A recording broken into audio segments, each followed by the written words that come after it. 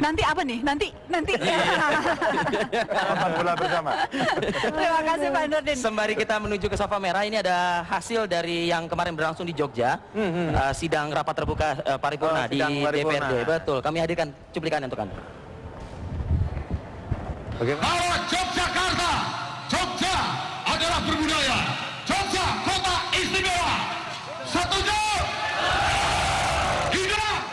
Ribuan warga Yogyakarta mulai mendatangi halaman gedung DPRD Provinsi Yogyakarta sejak Senin pagi. Berbagai elemen masyarakat, mulai dari pegawai negeri sipil hingga siswa sekolah menengah atas, berkumpul memadati halaman gedung DPRD.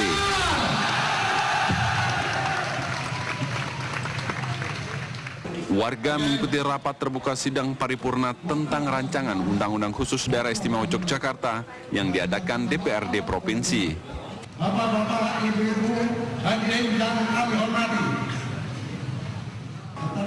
Dalam orasinya, warga menuntut Sri Sultan Hamengkubuwono X dan Paku Alam ke-9 ditetapkan sebagai gubernur dan wakil gubernur daerah istimewa Yogyakarta tanpa melalui pemilihan.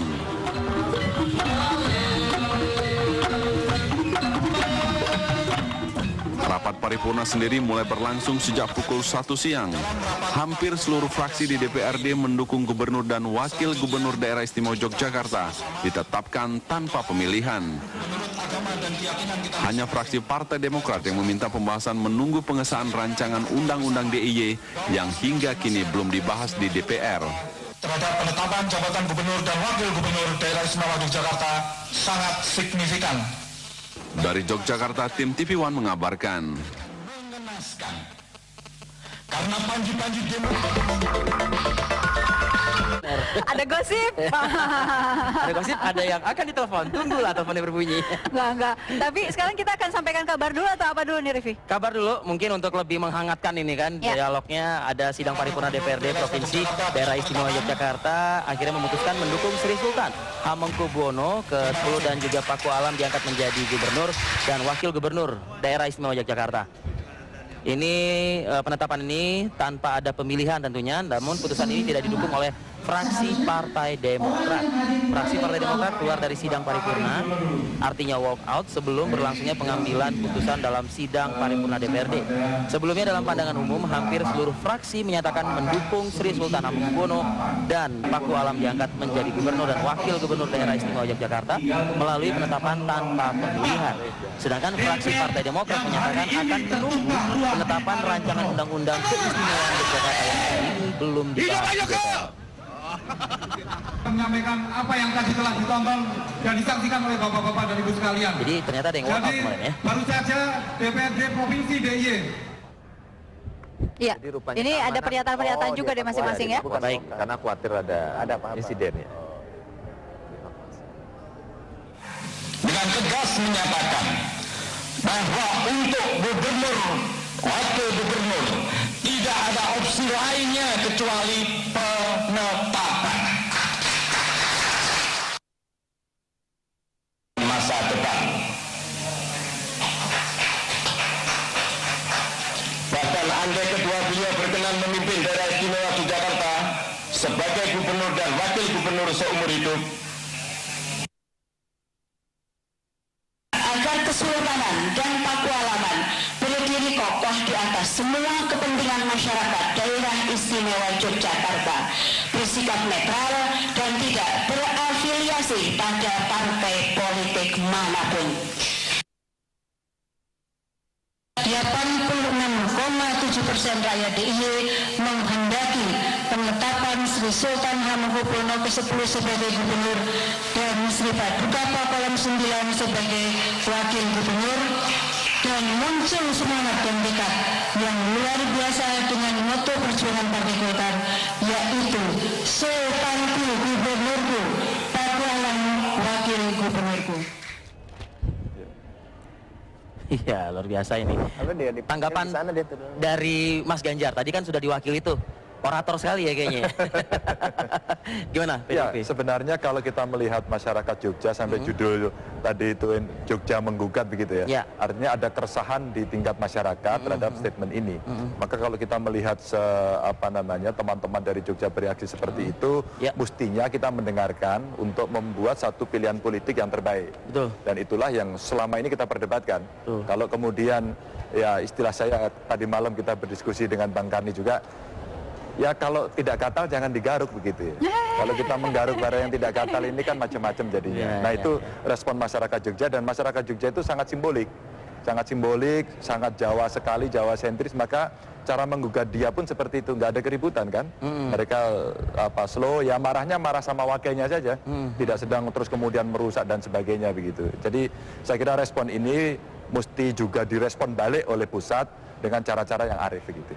Tapi juga kenapa rancangan undang-undang daerah keistimewaan ini belum dibahas nih di DPR nih? Ini pertanyaan yang sangat bagus. Saya berkali-kali meminta, teman-teman dari Komisi 2 juga meminta bahwa pemerintah segera kirim saja. Dengan Anda segera mengirim, DPR akan segera menindaklanjuti. Kita mendiseminasi sehingga bisa meredam situasi ini. Sebab kalau tidak, semuanya berspekulasi. Nah, spekulasi yang selalu muncul ini akan semakin menghangat ketika barang yang mestinya sudah disajikan belum ada, tapi statementnya sudah kemana-mana. Dimanfaatkanlah nih oleh para... Ya karena statement dari pemerintah juga banyak sekali, respon publik spekulasinya juga banyak sekali.